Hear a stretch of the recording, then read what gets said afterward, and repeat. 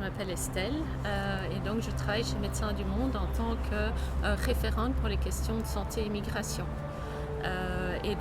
Dernièrement, j'ai pu présenter les résultats d'une enquête qu'on nous avions faite auprès de migrants dans 4 lieux différents, 3 pays, donc au Niger à Agadez, au Maroc à Oujda et Rabat et en Tunisie à Tunis. Notre enquête montre que c'est plus de 80%, donc plus de 8 personnes sur 10 qui nous ont déclaré avoir subi de la violence. Préciser qu'on entend la violence selon la définition de l'OMS et deux caractéristiques importantes à ce moment-là, c'est le caractère intentionnel de la violence et qui est dirigé contre une personne, une communauté ou un groupe.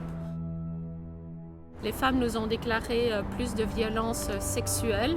On a effectivement de nombreux témoignages qui nous disent par exemple toutes les femmes en Libye se font violer.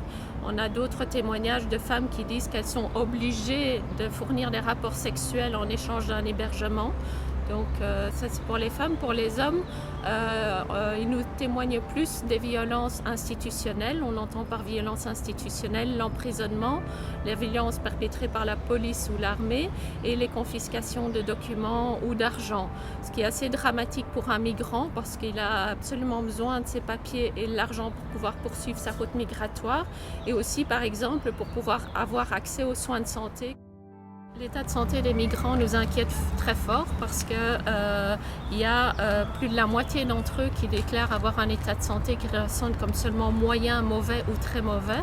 Et il faut savoir que l'âge médian des migrants qu'on a rencontrés est de 28 ans. Donc ils sont très jeunes et malgré cet âge très jeune, ils se déclarent avoir un état de santé qui est déjà insuffisant. À travers les données de l'enquête, on pense qu'il pourrait y avoir peut-être un lien entre l'état de santé et le nombre de violences que les migrants subissent.